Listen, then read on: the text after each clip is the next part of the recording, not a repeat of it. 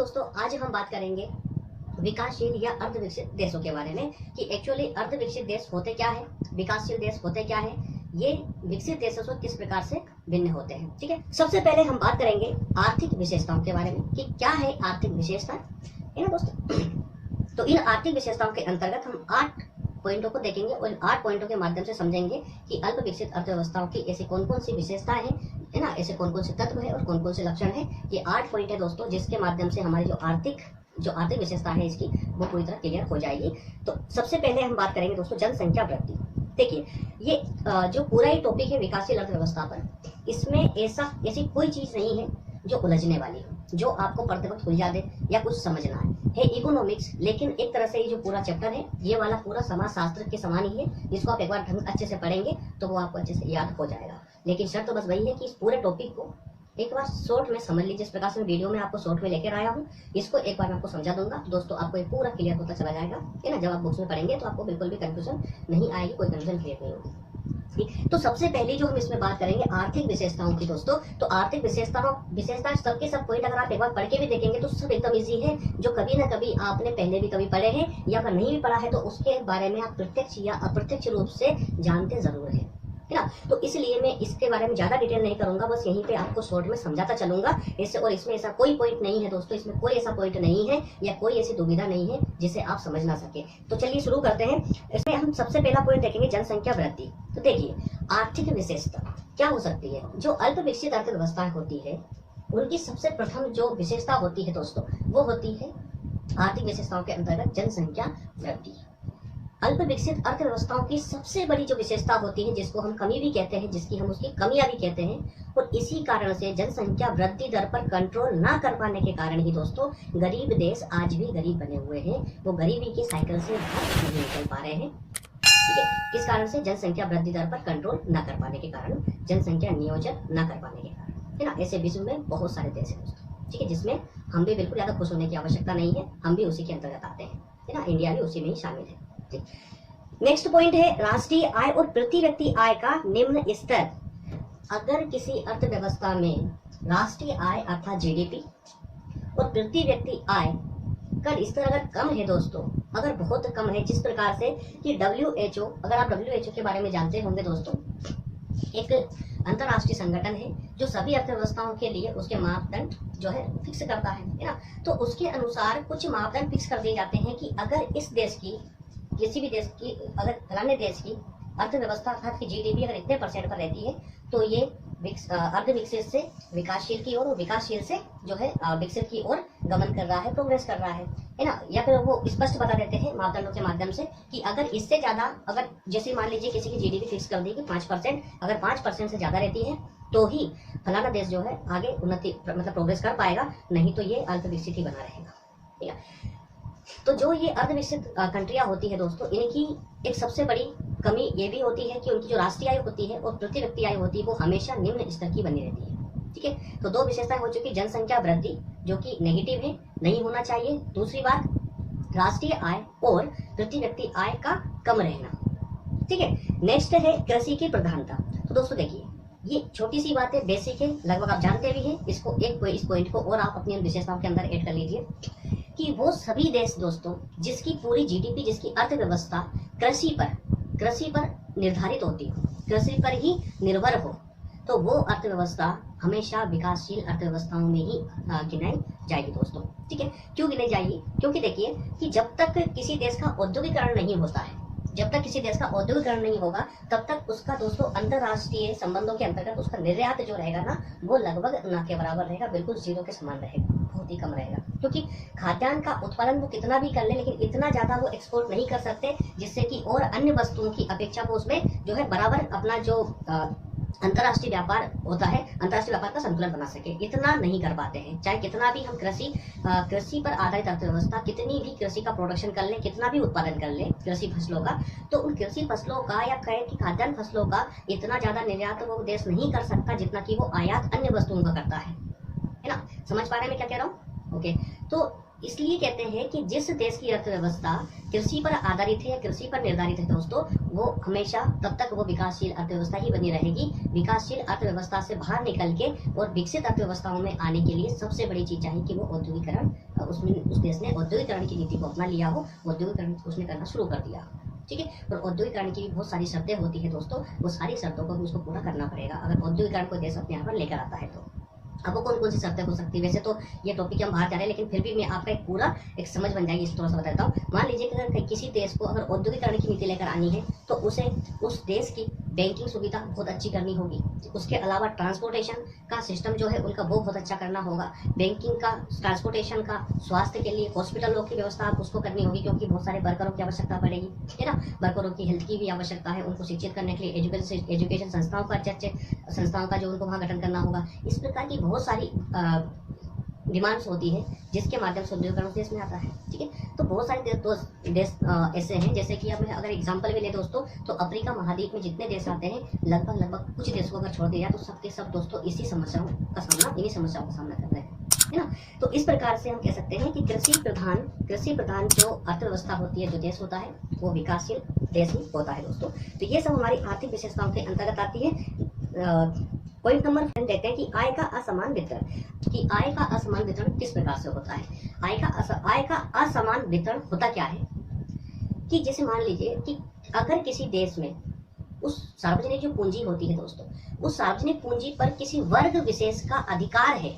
वर्ग विशेष, जैसे कि अगर हम भारत की बात करें दोस्तों, तो भारत की बात करते हैं तो भारत में जितनी सार्वजनिक संसाधन है दोस्तों, उस संसाधन में लगभग 2% लोगों का 90% अधिकार है। समझिए कि जैसे मान लीजिए पूरा एक देश है, उस देश में कुछ पूंजीपति वर्ग है, ठीक है। उस पूंजीपति वर्ग के पास में पूरी पूंजी पर एक अधिकार हो जाता है, और जो आम जनता है उसके लिए दोस्तों जीवन यापन करना भी मुश्किल हो जाए, तो उसी को बोलते हैं पूंजी का असमान वितरण। ठीक है, तो हर एक उस देश को जो विकसित होना चाहता है, उसकी पहली कंडीशन ये भी हो सकती है कि वो उस देश में पूंजी का समान वितरण करे, ताकि वहां पर अमीर और गरीब के बीच में ज्यादा अंतराल ना हो। ठीक है, क्लियर हो रहा है? ओके, नेक्स्ट पॉइंट पे दोस्तों चलते हैं बेरोजगारी। बेरोजगारी इन देशों की सबसे बड़ी समस्याओं में से एक हो सकती है। बेरोजगारी के कारण ही दोस्तों ऊपर की सारी समस्याएं उत्पन्न होती है, जैसे जनसंख्या वृद्धि दर, बेरोजगारी बिल्कुल इसको इफेक्ट करती है। ठीक है, राष्ट्रीय और प्रति व्यक्ति आय प्रत्यक्ष रूप से इफेक्ट करती है, प्रभाव डालती है। कृषि की प्रधानता दोस्तों, कृषि की प्रधानता कब होगी? जब किसी व्यक्ति के पास में कोई कार्य करने के लिए कोई अन्य कार्य नहीं होगा तो वो क्या करेगा? कृषि की ओर मूव करेगा, वो कृषि की मूव करेगा तो वो कृषि पर ही आधारित हो अर्थव्यवस्था बनने की। ठीक है, इसी प्रकार से दोस्तों ये जो बेरोजगारी आय का समान वितरण को भी निर्धारित करती है। ठीक है, तो बेरोजगारी को कम करना भी इनकी पहली शर्त हो सकती है। नेक्स्ट बात करते हैं, प्राकृतिक संसाधनों का पूर्ण दोहन नहीं किया जाता। जैसे कि लास्ट स्लाइड में हमने देखा था परिभाषाओं के अंतर्गत कि वाइनर के अनुसार, वाइनर साहब ने क्या बोला था कि वो सभी अर्थव्यवस्थाएं जिन्होंने अभी तक अपने प्राकृतिक संसाधनों का पूर्ण शोषण नहीं किया है, वो सभी विकासशील अर्थव्यवस्थाएं कहलाती है। ठीक है, तो पॉइंट नंबर 6 भी यही बोलता है दोस्तों कि प्राकृतिक संसाधनों का, जो प्राकृतिक संसाधन है, जैसे कि उनके पास कोयला है, उनके पास तेल है, जो अभी उनकी जमीन में गड़ा पड़ा है, उसको वो ठीक से निकाल नहीं पा रहे हैं, उनका संशोधन नहीं कर पा रहे हैं, या फिर कहें कि उसकी जो कुछ धातुएं होती है, बहुत सारी चीजों की, बहुत सारे संसाधन दोस्तों हमारी पृथ्वी के अंदर से हमें प्राप्त होते हैं, उनका यूटिलाइजेशन करना, एक उचित तरीके से यूटिलाइजेशन करना भी देश के लिए एक चुनौतीपूर्ण कार्य होता है। और उस चुनौतीपूर्ण कार्य को कितनी सक्सेसफुली तरीके से वो देश कर पा रहा है, ये निर्भर करता है कि वो विकसित बन पाएगा या नहीं बन पाएगा।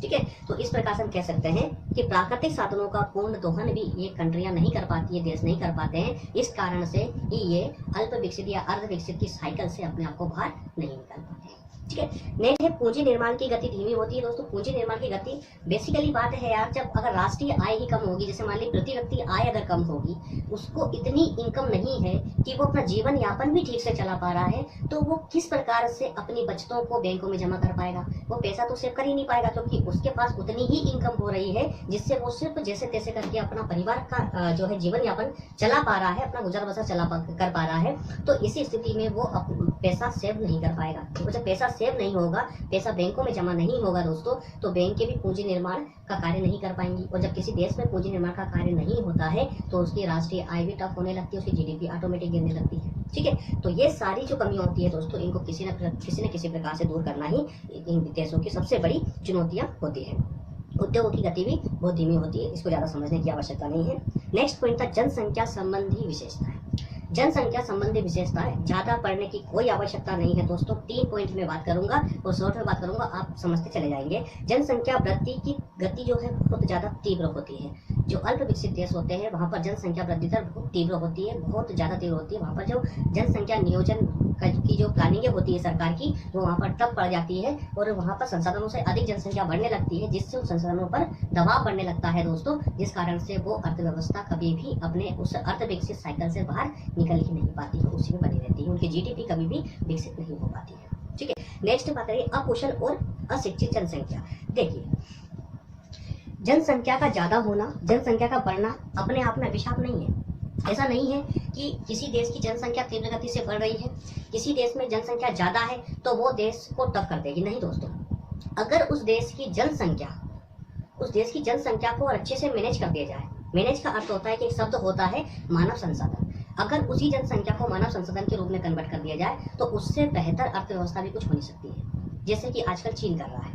चीन में दोस्तों जितनी जनसंख्या, उनको एक कुशल प्रशिक्षण दिया जा रहा है, उनको शिक्षा अच्छी दी जा रही है, उसी प्रकार फाइनेंशियल फैसिलिटी दी जा रही है और बहुत अन्य इसी प्रकार की कई सारी सुविधाएं उनको प्रोवाइड की जा रही है, जिसके माध्यम से क्या होता है कि उनका विकास होता है, उस कंट्री का विकास होता है और जीडीपी भी विकसित होने लगती है। तो अगर अल्प विकसित देश अकुशल की जगह कुशल और अशिक्षित की जगह शिक्षित लोगों को, शिक्षित जनसंख्या को बनाने लग जाए, देश जो भी जनसंख्या है उसको शिक्षित कर दे और अकुशल से कुशल बना दे, तो दोस्तों वो उस साइकिल से, उस पिछड़े हुए साइकिल से बाहर निकल सकते हैं। परंतु ये देश ऐसा कर नहीं पाते हैं। क्यों? क्योंकि हमने जो पिछली आर्थिक व्यवस्थाएं पढ़ी थी, हमने आर्थिक विशेषताएं पढ़ी थी, वो कहीं ना कहीं इन चीजों से रोकती है इनको। ठीक है, तो ये कुछ प्रकार होते हैं दोस्तों। तो अकुशल और अशिक्षित जनसंख्या भी इसका एक कारण है।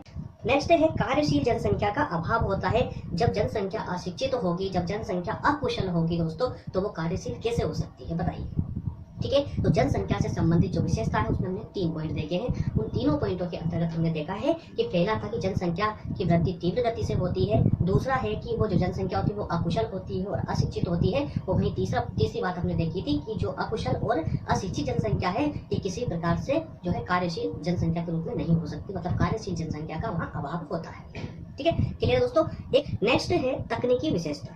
तकनीकी विशेषताओं के अंतर्गत छोटी छोटी सिर्फ 2 पॉइंट हैं और दोनों पॉइंट को भी आप समझेंगे दोस्तों, इसी में आपकी तकनीकी विशेषताएं कंप्लीट हो जाएगी। सबसे पहले है कि प्राचीन विधियों का उपयोग। ये जो अल्प विकसित देश है दोस्तों, ये किसी बाहरी दबाव के कारण नहीं बल्कि स्वयं के दबाव के कारण ही अल्प विकसित बने होते हैं। क्यों बने होते हैं अल्प विकसित? क्योंकि ये जो है उनके बाहर अर्थात विश्व में क्या चल रहा है इससे उन्हें कोई मतलब नहीं होता है। वो सारी परंपरागत जितनी भी टेक्नोलॉजी होती है, जो परंपरागत उनके तौर तरीके होते हैं अपने कार्य करने के, वो हमेशा उसी में उलझे होते हैं और उसी से बाहर नहीं निकल पाते हैं दोस्तों। और जब तक कोई परिवर्तन को स्वीकार नहीं करेगा तब तक उसका विकास संभव नहीं होगा, है ना। ये वक्त की डिमांड है, ये वक्त की डिमांड है कि वक्त के साथ अपने आप में परिवर्तन को जो है हमें एक्सेप्ट स्वीकार करना ही पड़ेगा। तो ये पॉइंट जो होता है, ये वाक्य जो है ये एक व्यक्ति पर भी लागू होता है और वहीं एक पूरी अर्थव्यवस्था पर भी लागू होता है कि जो कोई भी समय का चेंजेस, समय में का जो परिवर्तन है उसको स्वीकार कर लेता है वो अपना पूर्ण विकास कर सकता है, परंतु जो समय का चेंजेस या समय का परिवर्तन स्वीकार नहीं करेगा उसमें डेवलपमेंट होना संभव नहीं है। तो अल्प विकसित या अर्ध विकसित अर्थव्यवस्था की जब हम बात करते हैं दोस्तों, तो उनकी सबसे बड़ी कमी ये भी होती है कि वो अपने परंपरागत तौर तरीकों को छोड़ने को तैयार नहीं होते हैं, वो न्यू टेक्नोलॉजी को अपनाने के लिए तैयार नहीं होते हैं और इसी कारण से वो पिछड़े ही बने रहते हैं। ठीक है, तो ये है कि प्राचीन जो विधियां होती है वो उनका ही प्रयोग करते हैं, प्राचीन विधियों का प्रयोग करते हैं, नई टेक्नोलॉजी को अपनाने से हमेशा बहुत दूर रहते हैं या हमेशा उनसे बचते हैं। नेक्स्ट अपर्याप्त परिवहन। दोस्तों अगर परिवहन जब इस प्रकार की कुछ टेक्नोलॉजी जैसे कि अपर्याप्त परिवहन, तो अपर्याप्त परिवहन इस पॉइंट के साथ हम और भी बहुत सारे पॉइंट जोड़ सकते हैं। मैंने जानबूझकर इनमें से हटाया है, सिर्फ 2 पॉइंट रखे हैं। जैसे अपर्याप्त परिवहन की आप बात कर सकते हो, अपर्याप्त स्वास्थ्य सुविधाओं की आप बात कर सकते हो इसके अंतर्गत, अपर्याप्त बैंकिंग सुविधाओं की आप इसके अंतर्गत बात कर सकते हो, अपर्याप्त शिक्षा संस्थाओं की आप बात कर सकते हो। इस प्रकार के जितने भी टॉपिक आपको दिमाग में है दोस्तों वो यहाँ पर फिट कर सकते हो, क्योंकि इन सब में टेक्नोलॉजी की आवश्यकता है। अगर आप शिक्षा देना चाहते हो तो शिक्षा में भी अगर टेक्नोलॉजी लाने की आवश्यकता है, किसको? अल्प विकसित देशों को, है ना, तब जाकर के वो विकसित हो पाएंगे। ठीक है, इसके अलावा स्वास्थ्य सेवा से लेकर के हर एक फील्ड में, हर एक क्षेत्र में आज टेक्नोलॉजी की डिमांड है। ठीक है, तो इस प्रकार से हमारा तीसरा पॉइंट भी तकनीकी विशेषताओं वाला कंप्लीट होता है। नेक्स्ट हम बात करें सामाजिक विशेषताओं की। दोस्तों क्या होती है सामाजिक विशेषता? जरा इस पे हम थोड़ा सा छोटी सी चर्चा कर लेते हैं कि सामाजिक विशेषताओं के अंतर्गत सामाजिक विशेषता। तो दोस्तों सामाजिक विशेषताओं के अंतर्गत भी हम कह सकते हैं कि कुछ रूढ़िवादी परंपराएं होती हैं, कुछ स्त्रियों का निम्न स्तर होता है और अनार्थिक व्यय होते हैं। तो ये हम सामाजिक विशेषताओं के अंतर्गत सिर्फ 3 पॉइंटों पर बात करेंगे, चर्चा करेंगे जो इंपॉर्टेंट है इनकी स्थिति को अर्थ विकसित बनाए रखने के लिए।